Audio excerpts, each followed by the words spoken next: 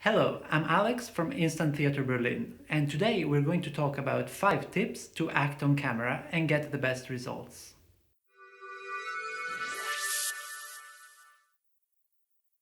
Now, camera acting is not my main area of expertise, but I definitely know something about it, so today I would like to share this with you. As you will see, this is more a technical video about how to look good on camera than a proper technical acting video. But the two things are often going side by side in camera acting, so today we're mainly focusing on appearance. An important premise before we begin. In this video, every time we're going to say that you look good or you look beautiful, we don't really refer to your real looks, but just to the way you look on camera. And these are two separate concepts. The way you look and the way you look on camera. I personally believe that everyone is beautiful, just as everyone has the potential to look good on camera. Also, we're not only our looks, we're so much more, right? Having said that, let's jump right in. Tip number 1: know your appearance.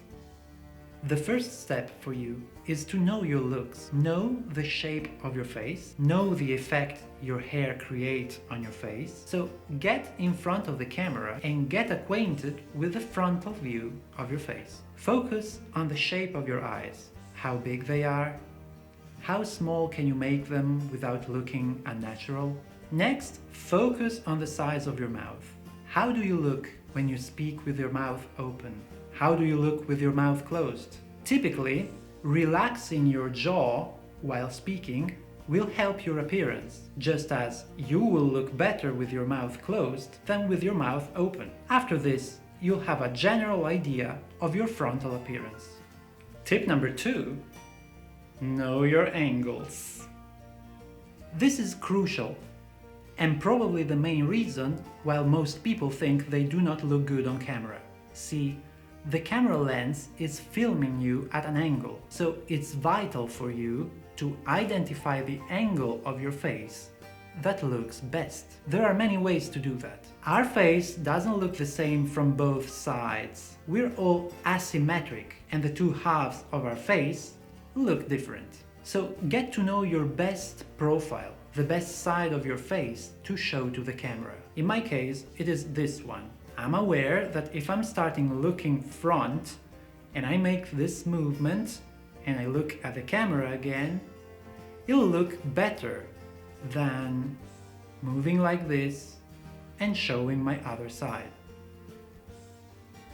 This is important because when you're going to act on camera for a monologue or an audition, you will know which angles make you look the most attractive and you will organize your movement accordingly. You should also experiment on your eye line, because typically in film you won't look right into the camera. Again, some eye lines make you look better, while some other angles might make you look a little weird. Always ask your director or filmmaker about where exactly to look before starting to film. This is perfectly acceptable and will make you look your best and not waste time on takes that in the end might look not satisfactory because of the angle.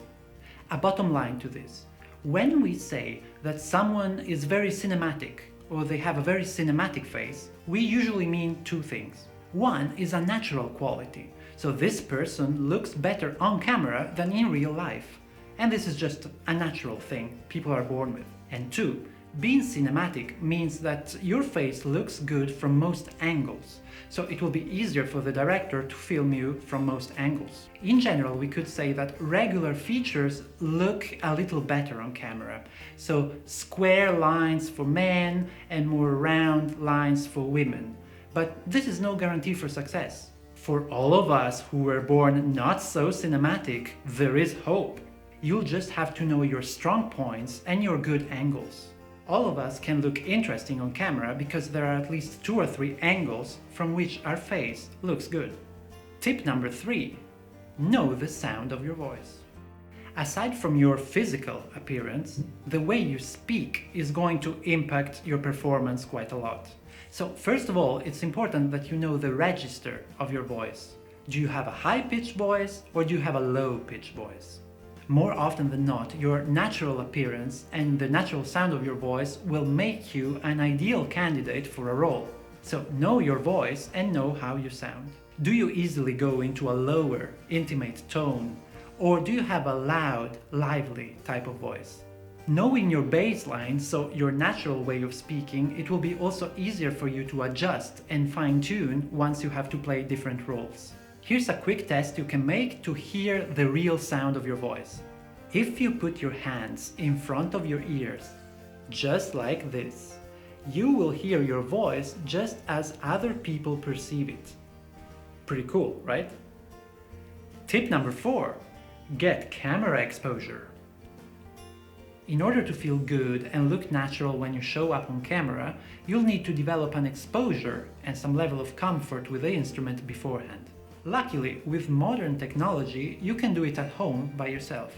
What is important is to film yourself on a daily basis, doing something, reading something, playing something, saying something, because you want to avoid camera blocks. And a camera block doesn't only mean freezing completely when you're on camera, but it can mean that you're a bit too stiff, that you're not giving it all in terms of your expressive potential. So it's important that you get camera exposure in order to get more relaxed. A little personal tip here is to throw away the idea of being perfect. More often than not, we are afraid of the idea that the camera is rolling and recording the present moment. It's the same feeling when we get stiff because a photographer is taking a picture of us. And that picture is going to stay forever, so we want to be perfect. Instead, I encourage you to think that the camera is just an instrument recording the present moment. So try to stay in the present moment as much as you can. A great benefit of the camera is that there will always be the chance to do another take.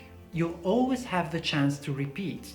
And this is something you don't experience in live acting. And it's also the reason why you should really relax and enjoy the opportunity of looking at your best. Tip number 5. Control your movement. Be aware of your involuntary movement or nervous contractions. Pay attention to your micro-expressions, so the way your face contracts when you speak. If these expressions don't look good, try to adopt a more relaxed posture. You should record yourself at home. If you catch yourself making any movement that you cannot really control, a little nervous contraction, then sit back, breathe in, and try to work around it. Fix it by yourself at home, so other people won't have to tell you to fix it when filming. And here's a little pro tip. When you're transitioning from theater acting to camera acting, you'll often have a problem with stillness. Camera acting requires a lot of stillness. See, in live acting, you have to use the whole body to cover the distance between you and the audience, so you'll be typically moving around much and very expressively. On camera, actually, the less you move, the better you look.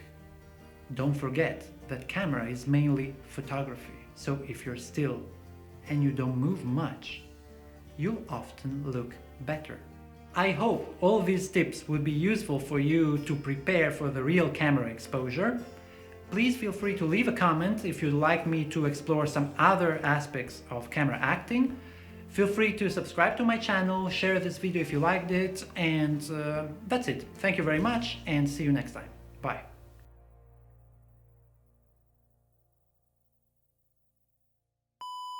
If you put your hands,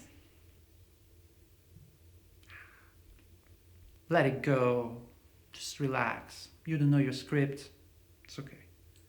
Prepare, because it's coming.